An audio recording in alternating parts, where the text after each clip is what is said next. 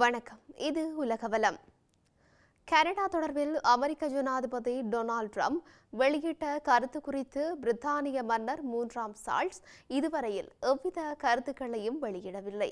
கனடாவை அமெரிக்காவின் 51வது மாநிலமாக உள்வாங்கப் போவதாக ட்ரம்ப் அண்மையில் பரபரப்பு அறிவிப்பு வெளியிட்டிருந்தார்.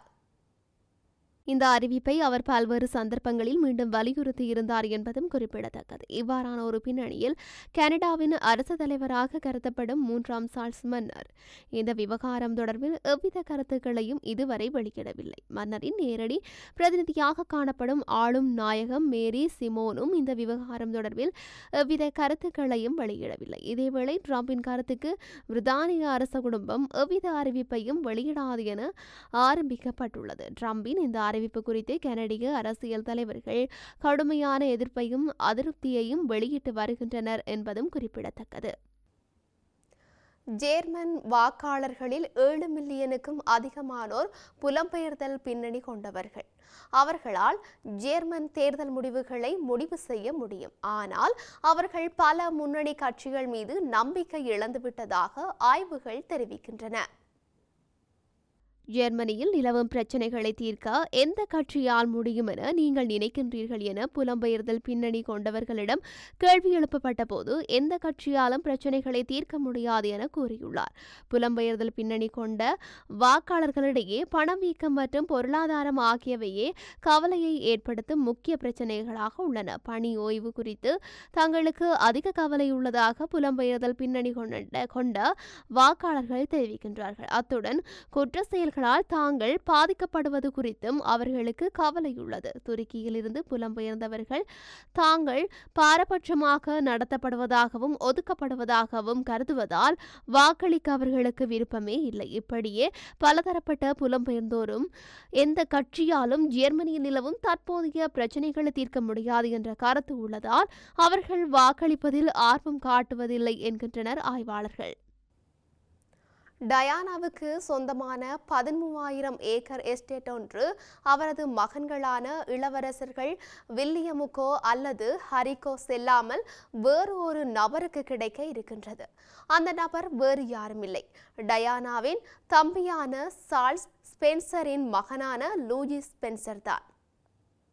அதாவது ஸ்பென்சர் குடும்ப மரபுப்படி ஒருவரது சொத்துக்கள் அவருக்கு முதல் பிறந்த பிள்ளைக்கு செல்லாமல் அந்த குடும்பத்தில் பிறந்த முதல் ஆண் பிள்ளைக்குத்தான் செல்லும். ஆக டயானாவின் குடும்ப சொத்து அவரது தம்பியான சார்ல்ஸ் ஸ்பென்சருக்கு மூத்த பெண் பிள்ளைகள் 3 பேர் இருந்தும் அவரது முதல் மனைவியான விக்டோரியாவுக்கு பிறந்த மகனான லூயி ஸ்பென்சனுக்குத்தான் கிடைக்கும். ஆகவேதான் டயானாவின் குடும்ப சொத்தான 13,000 ஏக்கர் எஸ்டேட் வில்லியமுக்கோ ஹரிக்கோ அல்லது டயானாவின் தம்பி மக்களுக்கோ செல்லாமல் அவரது மகனான லூயி ஸ்பென்சருக்கு கிடைக்க இருக்கின்றது. கனடாவில் விமானம் ஒன்று அவசரமாக தரையிறக்கப்பட்டுள்ளது. ஏர் பிரான்ஸ் விமான சேவை நிறுவனத்திற்கு சொந்தமான விமானம் ஒன்று இவ்வாறு கனடாவின் வின்னபிக் விமான நிலையத்தில் அவசரமாக தரையிறக்கப்பட்டுள்ளது. வின்னிபிக்கில் அமைந்துள்ள ரிச்சர்ட்சன் சர்வதேச விமான நிலையத்தில் ஏர் பிரான்ஸ் விமானம் பாதுகாப்பாக தரையிறக்கப்பட்டதாக தெரிவிக்கப்படுகின்றது. வானத்தில் திடீரென ஏற்பட்ட புகை மணம் காரணமாக விமானம் அவசரமாக திசை திருப்பப்பட்டு தரையிறக்கப்பட்டது. எவ்வாறெனினும் அவசர தரையிறக்கம் மேற்கொள்ளப்படவில்லை. எதுவும் இந்த சம்பவத்தில் காயமடையவில்லை என தெரிவிக்கப்படுகின்றது. கிட்டத்தட்ட 1000 கிலோ குண்டுகளை இஸ்ரேலுக்கு அனுப்பி வைக்க அமெரிக்க ஜனாதிபதி டொனால்ட் ட்ரம்ப் உத்தரவிட்டுள்ளார். அமெரிக்க ஜனாதிபதியாக பொறுப்பேற்றுள்ள டொனால்ட் ட்ரம்ப் மேற்காசிய நாடான இஸ்ரேலுக்கு 907 கிலோ எடையுள்ள வெடிகுண்டுகளை அனுப்பி வைக்க உத்தரவிட்டுள்ளார்.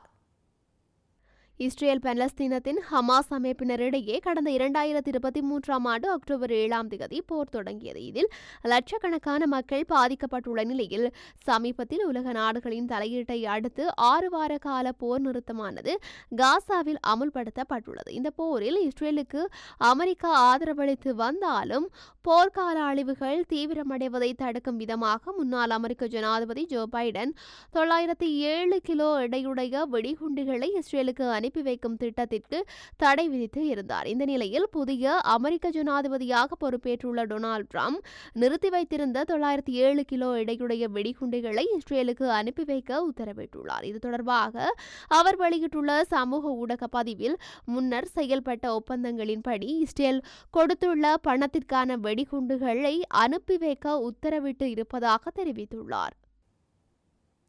வாஷிங்டன் பொருளாதார தடைகள் விதிக்கப்படும் என அமெரிக்கா விடுத்த மிரட்டலுக்கு அடிபணிந்து தங்கள் நாட்டிலிருந்து சட்டவிரோதமாக அமெரிக்காவில் குடியேறியவர்களை திரும்ப பெற கொலம்பியா ஒப்புக்கொண்டுள்ளது. குறிப்பாக அமெரிக்காவில் சட்டவிரோதமாக குடியேறிய வெளிநாட்டவரை நாடு கடத்துவதில் ட்ரம்ப் தீவிரம் காட்டி வருகின்றார். அமெரிக்காவில் சட்டவிரோதமாக குடியேறிய 18,000 இந்தியர்களை திரும்ப பெற இந்தியா ஒப்புக்கொண்டுள்ளது.